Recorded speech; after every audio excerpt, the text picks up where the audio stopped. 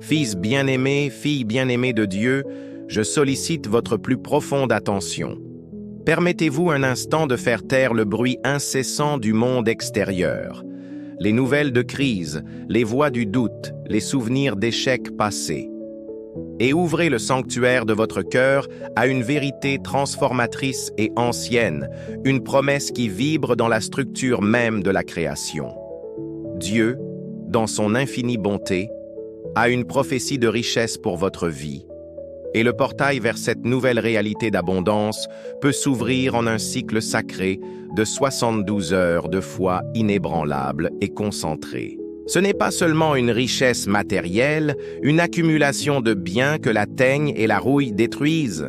C'est la richesse divine, une prospérité intégrale, une abondance complète qui imprègne et remplit tous les domaines de votre existence. C'est la paix qui surpasse toute intelligence, apaisant les tempêtes de votre esprit. C'est la santé vibrante qui irradie de votre esprit vers votre corps. C'est la joie authentique qui ne dépend pas des circonstances extérieures, mais qui jaillit de votre connexion avec la source. Ce sont les relations qui guérissent, nourrissent et élèvent votre âme. Et oui, c'est aussi la provision financière qui coule librement, sans effort, pour subvenir à tous vos besoins avec aisance. Et, plus important encore, pour vous permettre de devenir un canal de bénédiction, une source d'espoir et d'aide dans le monde. Les 72 heures ne sont pas un délai imposé à Dieu, mais une invitation sacrée qui vous est adressée. Un cycle de transformation, une période d'immersion totale dans la foi, où vous décidez, de manière consciente et délibérée, d'aligner vos pensées, vos paroles, vos sentiments et vos actions sur la volonté souveraine et généreuse de votre Père créateur. Tout commence et finit par la foi. Non pas une foi vacillante, théorique ou superficielle, mais une foi robuste, convaincue et active, l'assurance des choses qu'on espère, la démonstration de celles qu'on ne voit pas. La foi n'est pas la même chose que l'espérance. L'espérance regarde vers l'avenir et désire. La foi amène l'avenir dans le présent et rend grâce. Lorsque la prophétie parle de 72 heures de foi, elle vous invite à vivre 3 jours dans un état de certitude absolue, en agissant, en parlant et en ressentant, comme si la bénédiction que vous recherchez était déjà une réalité tangible dans votre vie. C'est l'acte de se détacher de la réalité limitée perçue par vos 5 sens et de s'ancrer fermement dans la réalité supérieure et immuable de la promesse de Dieu. La foi est un muscle spirituel qui, comme tout muscle, se renforce avec l'exercice. Nourrissez-la quotidiennement avec les promesses de la parole de Dieu, en laissant les versets de provision et de puissance devenir plus réels que n'importe quel relevé bancaire ou rapport négatif. Renforcez-la par des prières qui ne sont pas de simples listes de demandes, mais des dialogues intimes de communion, des déclarations de confiance et d'alignement avec le cœur du Père. Et mettez-la en pratique par des actions inspirées, non pas des pas désespérés, mais des mouvements calmes et confiants en direction de votre rêve, sachant que Dieu prépare déjà le chemin. Sur votre parcours, les géants du doute et de la peur tenteront de vous barrer la route. Ne les combattez pas dans l'obscurité, allumez simplement la lumière de votre foi. La foi n'est pas l'absence de peur, mais la décision courageuse d'agir et de faire confiance malgré sa présence. Pour recevoir la richesse divine, il est crucial que vous compreniez la nature de celui qui l'accorde. Dieu n'est pas un être avare ou distant, mais la source infinie, prodigue et inépuisable de tout bien. Regardez la création. Les innombrables étoiles, l'immensité des océans, la complexité d'une seule feuille, tout proclame sa nature abondante. La pénurie est une illusion humaine, née de la peur. L'abondance est la langue maternelle du ciel. Sa volonté déclarée pour vous est la vie, et la vie en abondance. Par conséquent, démantelez activement la mentalité de pauvreté spirituelle. La pauvreté ne glorifie pas Dieu. Elle limite votre capacité à être une bénédiction. L'argent n'est pas mauvais. C'est un outil neutre qui, entre les mains d'un enfant de Dieu, devient un puissant instrument pour le bien. Votre dignité à recevoir ne repose pas sur vos mérites, mais sur votre identité d'enfant bien-aimé. Rappelez-vous toujours, vous êtes un héritier du royaume, non un simple employé. La richesse céleste est un héritage à réclamer par la foi, pas un salaire à gagner durement.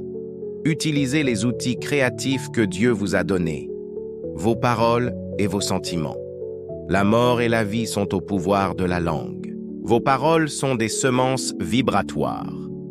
Cessez toute plainte, car se plaindre, c'est prier pour que la situation négative perdure. Au lieu de cela, commencez à déclarer les promesses de Dieu sur votre vie, en parlant de santé, de succès et d'abondance, comme s'ils étaient déjà des faits accomplis.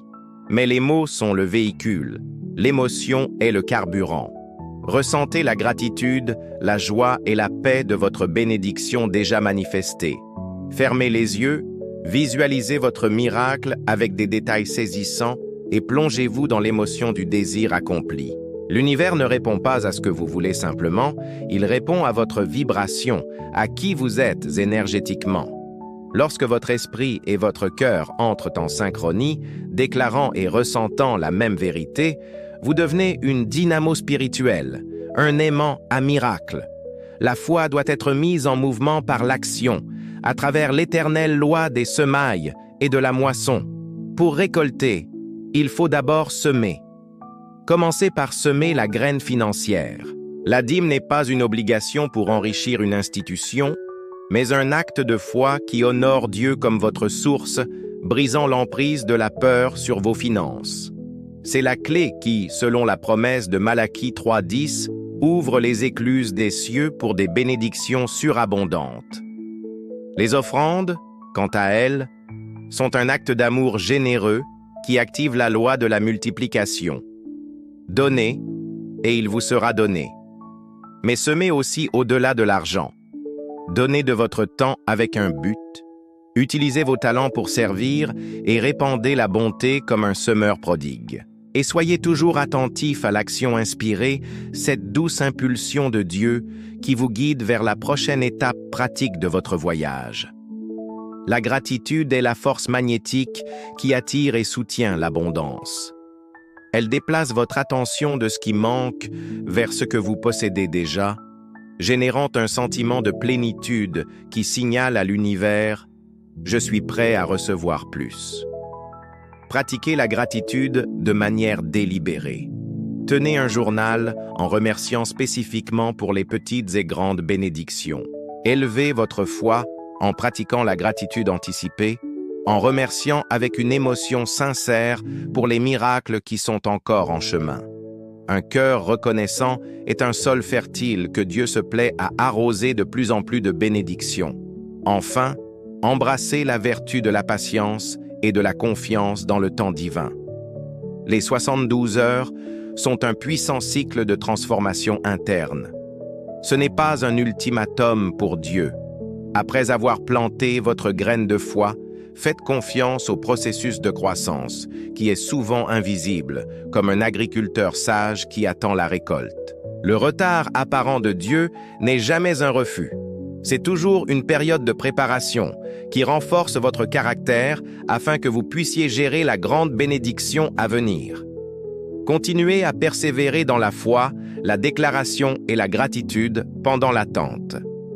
Lorsque la bénédiction se manifestera, et elle se manifestera, recevez-la avec un cœur humble et profondément reconnaissant.